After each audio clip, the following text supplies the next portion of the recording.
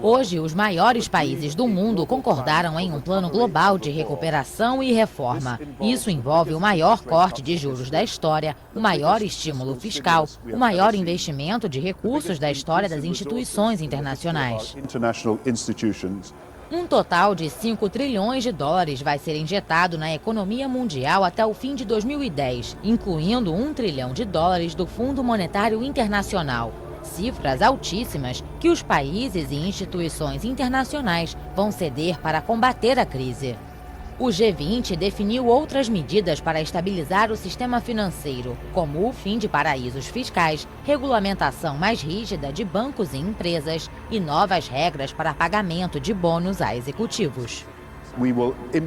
Vamos implementar novas regras de pagamento de bônus em todo o mundo. Não haverá mais recompensa para o fracasso. Os líderes do G20 desembarcaram em Londres divididos, mas o resultado final da reunião foi motivo de comemoração para todos. Isto é mais do que podíamos esperar. Sabemos que sozinhos não podemos fazer nada. Para criar novas regras, para criar uma nova base do sistema, temos que nos unir. Foi isso que fizemos.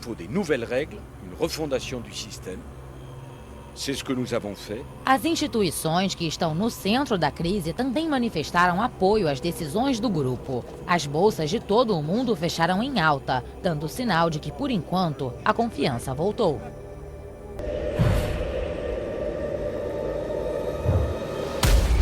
Agora.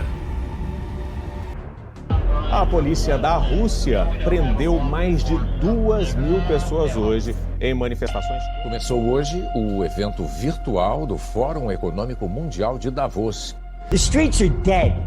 The streets are dead, dead, dead, dead, dead. And so is the human spirit. What's going on now is unprecedented. But in the United States, there's only one story, everybody. Don't look at anything else going on around the world. Don't look at any of the geopolitical events. Don't look at any socioeconomic events. The impeachment.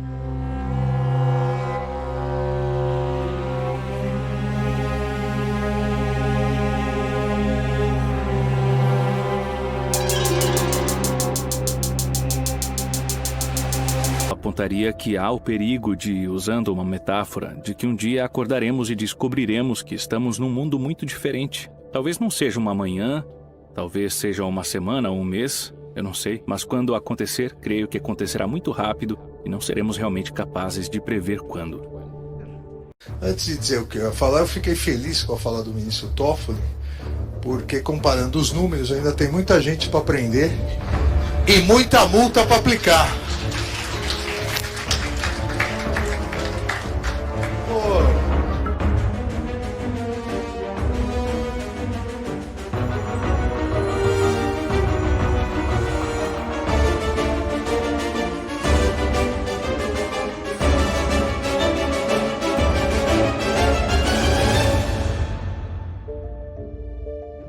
Terrivelmente evangélico hoje está articulando com os evangélicos para que recebam o advogado do Lula.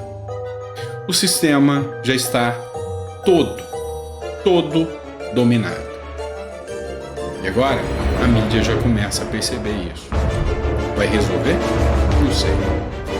Acompanhe a cena dos próximos capítulos que dá medo de saber o que pode acontecer. Mas a gente vai continuar trazendo para vocês. Grande abraço, fiquem com Deus, desculpe ser muito realista com vocês, mas é o Brasil de fato que a gente conhece, tá bom? Grande abraço. A Rússia tem a missão de construir um novo mundo, afirmou nesta quinta-feira o presidente Vladimir Putin, para quem a ofensiva na Ucrânia é, sobretudo, uma resposta à hegemonia exercida pelas potências ocidentais. Putin também afirmou que a ofensiva russa na Ucrânia não é um conflito territorial, mas um acontecimento que, segundo ele, determinará os princípios nos quais se baseará a nova ordem mundial. As declarações do presidente foram feitas em um fórum de debates políticos realizado na cidade russa de Sochi. Temos a tarefa essencialmente de construir um novo mundo. Não começamos a chamada guerra na Ucrânia. Pelo contrário, estamos tentando terminá-la. A crise ucraniana não é um conflito territorial, quero enfatizar isso. A Rússia é o maior país do mundo em termos de território. Não temos quaisquer interesses em conquistar territórios adicionais. Никаких интересов с точки зрения отвоевывания каких-то дополнительных территорий. No entanto, Putin reivindicou a anexação de 4 regiões ucranianas em setembro de 2022, depois da Península da Crimeia em 2014. O presidente russo revelou também que fragmentos de dispositivos explosivos foram encontrados nos corpos das pessoas que morreram em desastre aéreo em agosto, junto com o líder dos mercenários do grupo Wagner, Yevgeny Prigozhin. O líder dos mercenários morreu quando o avião particular em que viajava com outras lideranças caiu entre Moscou e São Petersburgo. Prigozhin, que teve um papel importante na ofensiva russa na Ucrânia, foi denunciado por Putin como traidor após ter orquestrado um motim contra o exército regular russo em junho.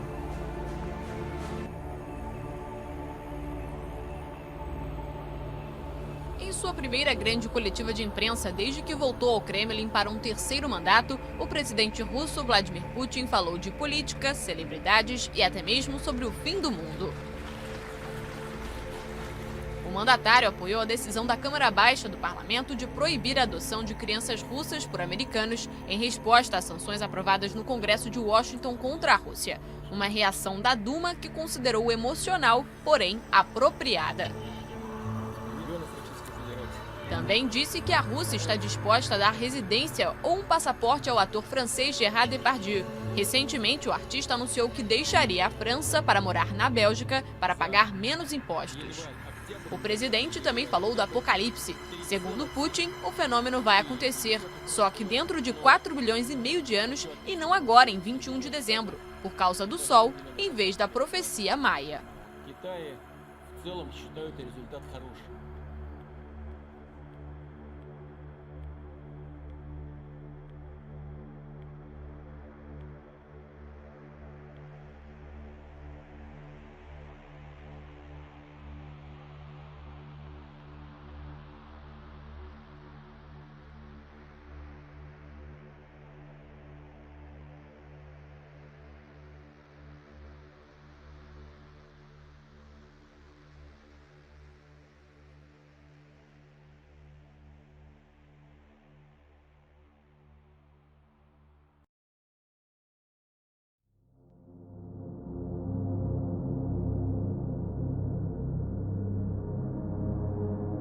O presidente chinês Xi Jinping alertou nesta segunda no fórum que uma nova Guerra Fria está sendo travada virtualmente e pediu unidade global em face da pandemia do coronavírus. Eles estão, é o único país em que o PIB cresceu no ano da pandemia e são aí tratados como um bando de sábios quando não passam de assassinos vulgares que detêm o poder. The 20th century was the American century. The 21st century is going to be the Chinese century. The business of China is business. The business of America is war. O Fórum Econômico Mundial começou nesta segunda-feira. Desta vez, o encontro ocorre em formato totalmente virtual devido à pandemia de coronavírus.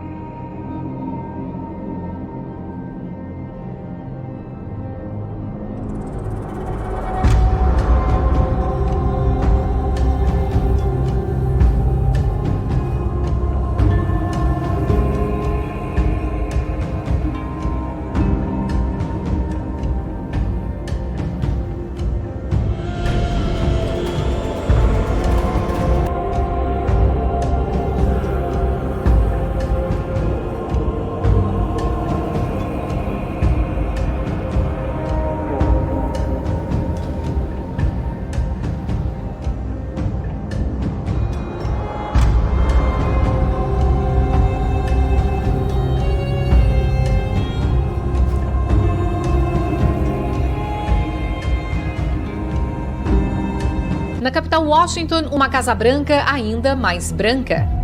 Uma forte tempestade de neve ameaça cobrir as ruas do nordeste dos Estados Unidos depois de passar por Washington. Nova York decretou estado de emergência e suspendeu as vacinações contra a Covid-19. A cidade espera cerca de 50 centímetros de neve. Em algumas regiões, a previsão é de mais de 60 centímetros de neve. O estado de Nova Jersey e a cidade de Nova York decretaram emergência. No emblemático Central Park, a altura da neve passou dos 30 centímetros e pode chegar a 60 nesta terça-feira, o que pode colocar esta tempestade entre as 10 maiores da história de Nova York. A nevasca atingiu áreas montanhosas da Califórnia na semana passada e avançou para o meio-oeste, onde afetou principalmente Chicago.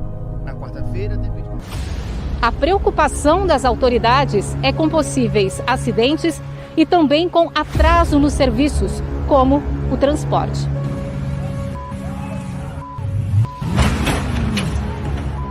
Uma forte nevasca colocou o norte do Japão em alerta. A ilha de Hokkaido foi uma das mais atingidas e ficou coberta de gelo.